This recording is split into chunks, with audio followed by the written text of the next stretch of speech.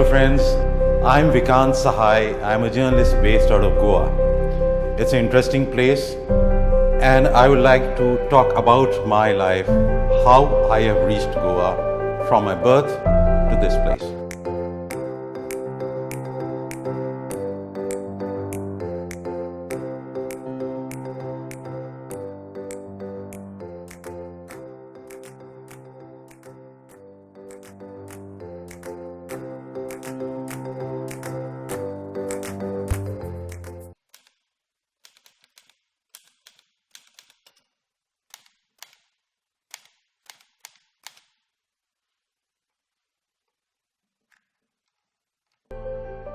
I was born in a place called Dhanbad. In that time, it used to be in Bihar. Now it's in Jharkhand.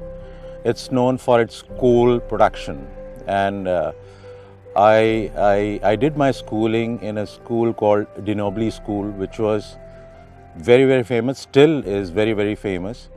Then I moved out of Dhanbad and went to Delhi for my graduation. And I did my graduation and post-graduation in political science from Delhi University in Ramjas College. And later on, since I was interested in journalism, I started doing my writings from the very beginning, from second year onwards. And I got in touch with two persons who were my mentors in journalism. One was Khushwant Singh, and the other was Mr. Nikhil Chakravarti. So both of them unfortunately have passed away, but they were my mentors because they told me one thing: if you're a reporter, be a reporter always, and that is what it's ingrained in me. Second, what they told me that if you write 30 stories a month, make sure all stories are absolutely correct, because if you do one mistake, one single mistake, people will remember you for your mistakes. So that is one thing which I have to take care of it. Then I did my journalism. I joined Mainstream, which was a 32-page magazine brought out by Mr. Nikhil Chakravarti after my post-graduation. And I was also announcer in All India Radio and a presenter with Doordarshan. I used to present a program called World of Sport, which used to come those days in 90s, early 90s I'm talking about. It is late 80s I'm talking about. And that used to come every Sunday at 4 p.m. And I used to present some of the programs there on World of Sport. And later on, I shifted to Lucknow. In Lucknow, I worked with Times of India, and I worked with Hindustan Times and ABNI. It's now called CNBC. It's part of the television 18.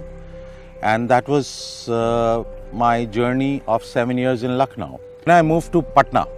And in Patna, I worked for Financial Express.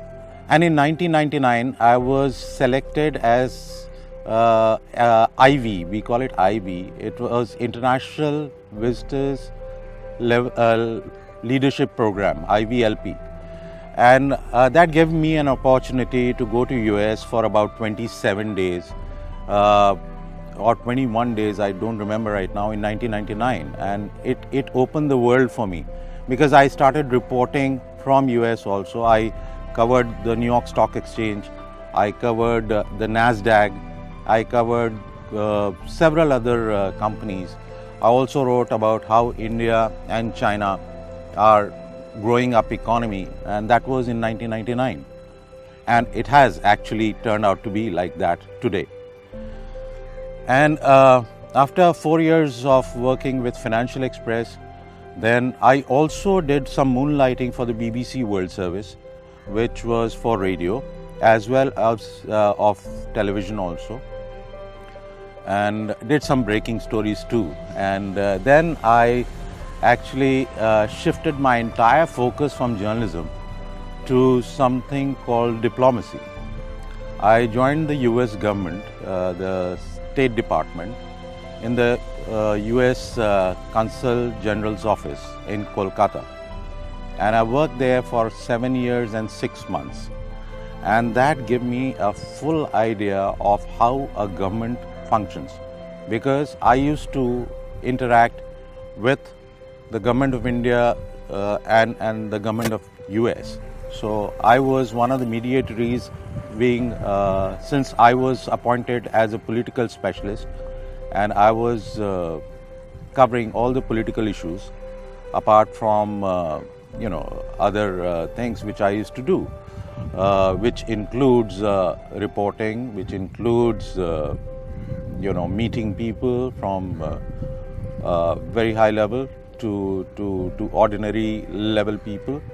And that gave me a very good outlook, and it opened quite a number of windows and vistas for me to understand how things are done in diplomacy. However, after in 2001 I joined, and that was week before 9/11. So it was quite an interesting phase for me. Soon I joined, within a week, this 9/11 took place. So, in fact, my Consul General that time, Mr. Chris Sandrolini, was very, very, lovingly he came to me and told me that nothing to worry about. It has happened, and it has, because I was deeply shocked the way the Twin Towers were brought down, because I had sat there on the windows of the world. There was a restaurant at 109th floor, having lunch and overlooking the Statue of Liberty there. So it was quite shocking for me, because I was there in 1999, and 2001 this happened. He gave me a quite of confidence to continue with this. However, in 2009, I resigned the job and joined Tata Steel as head of corporate communication there, based out of Jamshedpur. And I worked in Jamshedpur for about 2.5 to 3 years, and learnt a lot about corporate, which was never actually my forte. So I shifted here in Goa, and that's how I came to Goa in 2011 October, when I joined a private company here, and which was into mining. But unfortunately, in 2012 September, the mining closed down. So once the mining closed down, there were no work to do. So I left it, and I was jobless for about 6 months. Then I joined Ad Factors PR. That's a PR company, and I worked for them for about 6 months promoting Goa tourism. I learned a lot about Goa tourism and its how they operate. But that also did not work out, so I was jobless. So a friend of mine, Harminder Singh Kapoor, he invested some money here in Goa in a shack, and he was very kind enough to allow me to run the shack. So I ran a shack in Arambol for about 7 months, and that was a wonderful experience, I must say, because I learned a lot about Goa, how the international tourists come and how they interact with people, the domestic tourists, and I learned a lot, from dishwashing to serving to everything.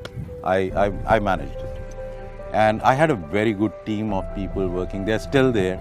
I somehow managed out time and go there and visit them, and I like going there. Then finally I joined Herald newspaper. That was July 2015, and from there I'm back to my original, so-called first love, and that is journalism. And I'm loving it. I'm learning a lot, and trying to learn from people here in Goa, and acclimatize them, acclimatize myself into this new area of journalism, that is Goa. And first and foremost, I must say that I never ever thought in my life that Goa is a place where I would be working. In fact, it's a place for a holiday. And so people do joke at me that, what are you doing, sitting at the beach, doing some having some fun. But the real story is that I hardly get to go to the beach. This is the first time after about 6-7 months that I've come here, and I'm sitting next to the expanse of water.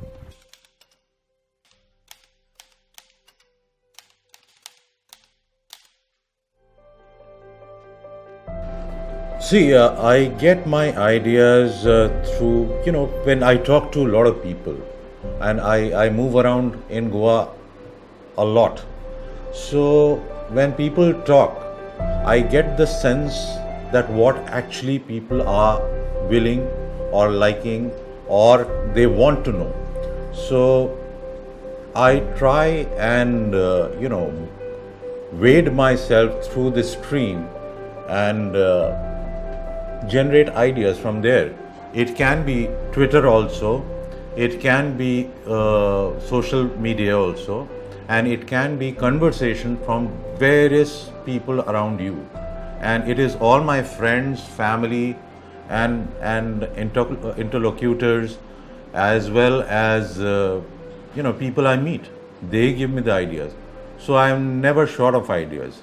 So I'm lucky that way, and I presume every journalist will have this.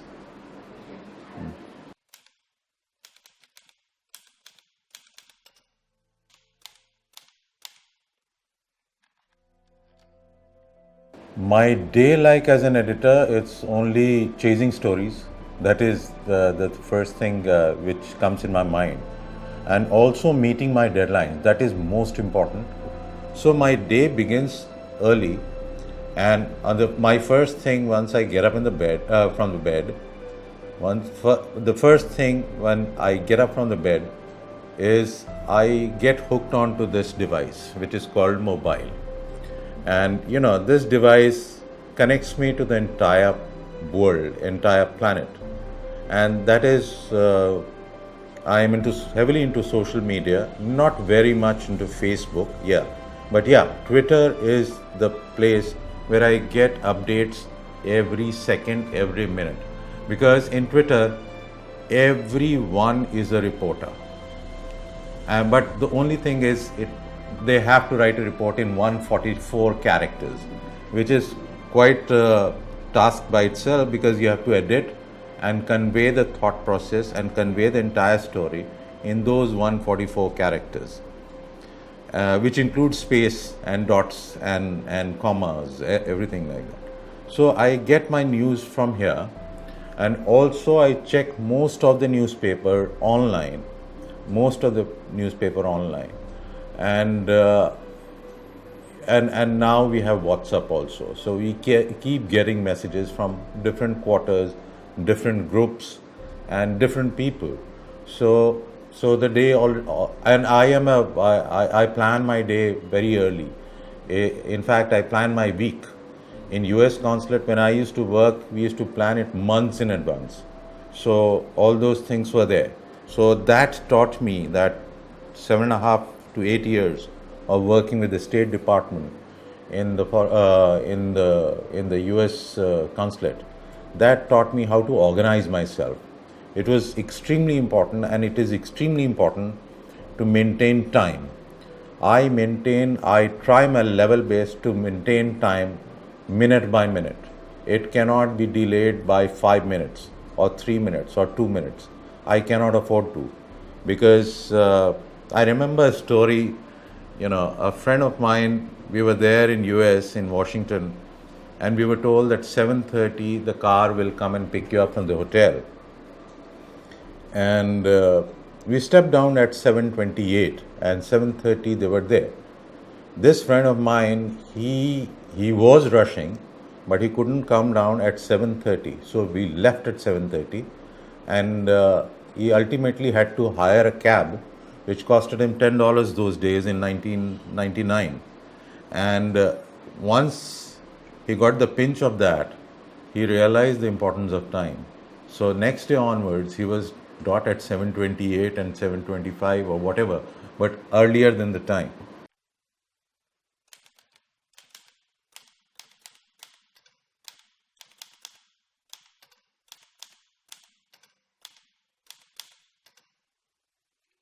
See, I love lying just on sofa and watching television. Uh, and my favorite programs happens to be news and somewhat cricket because I played cricket a lot professionally also. I was in the state cricket team as a reserve player for Bihar way back in 81, 82 when I was representing, and so that is one thing. And now lately I've developed a liking for all these foodie channels because I love cooking. And on my off days, especially on Sundays, ideally I would be in kitchen and cooking a non-veg dish, which I love doing so. I still have my kit in my home and it is there, my shoes, my spikes, everything is there ready. So I just have to, use all my kit and be there on the field. Like I would go to Kampal ground and play cricket there.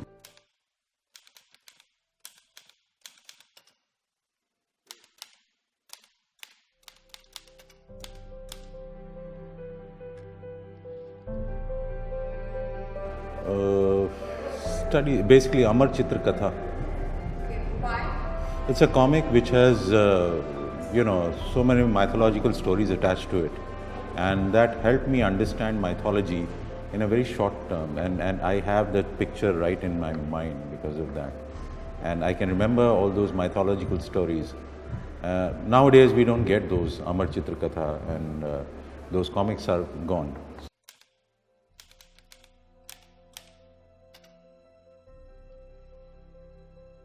One. Because I have to learn a lot. I still make mistakes. And the more I make mistakes, the more I learn. So I can never be perfect. Nobody can be perfect. So 10 is next to impossible.